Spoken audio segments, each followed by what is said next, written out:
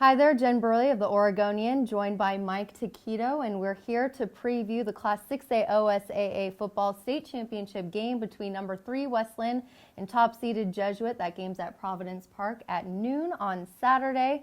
Mike, what are your thoughts on this matchup as both of these teams just completely dominated in the semifinal game?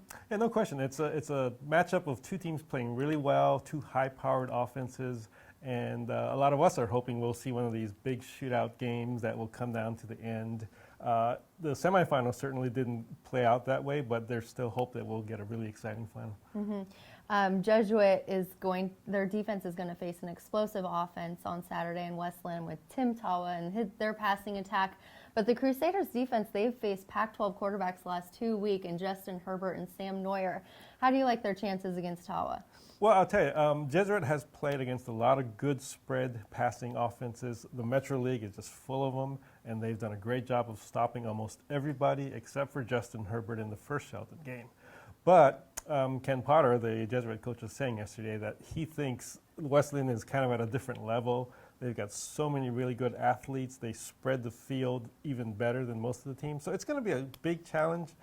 Jesuit's really good at staying with their assignments, staying in their lanes, not looking into the backfield and getting lost. We'll see if they can keep doing that this week. Speaking of the secondary, probably Jesuit's best defensive back, Demetrius Douglas, didn't play last week with a broken hand against Sheldon. Can we expect him maybe to play this week in the state championship game? Yeah, when I talked to Ken Potter yesterday, he said he's hoping that Demetrius will play. He'll have a cast on his arm, on his hand rather.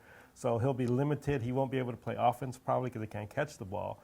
But they're hoping he can play, and they thought he might have a chance to play last week. They put Eric Restic, their quarterback, in that spot. He did pretty well, but I'm sure they'd rather have Douglas out there. Yeah, let's talk about Jesuit's offense a little bit. They have Eric Restic at quarterback, their third-year starter at that position. But Jason Talley has had just an amazing season. And as you pointed out earlier, there's been only a handful of games where he's played a full 4 quarters. Can you just talk about the kind of numbers he's put up this year? Oh, it's been phenomenal. He's the Sheldon game on Saturday was only the third game that I can remember where he played all 4 quarters.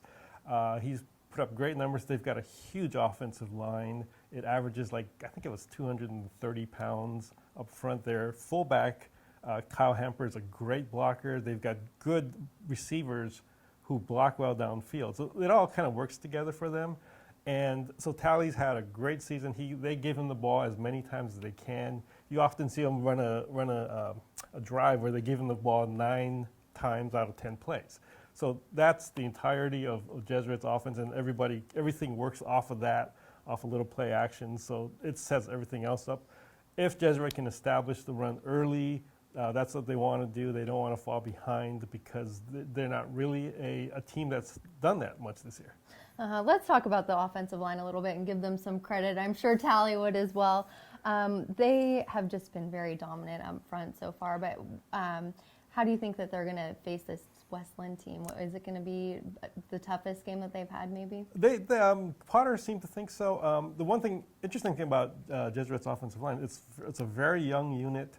A sophomore, 3 juniors, and 1 senior. That was the big question mark for them this year, and they've really come through, continue to develop.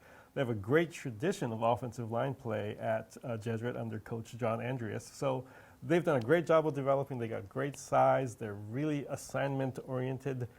They don't do a lot of fancy stuff. They don't pull a lot of guards or run a lot of misdirection stuff. They just come right at you with their power. So they've developed really well. Should be really good next year.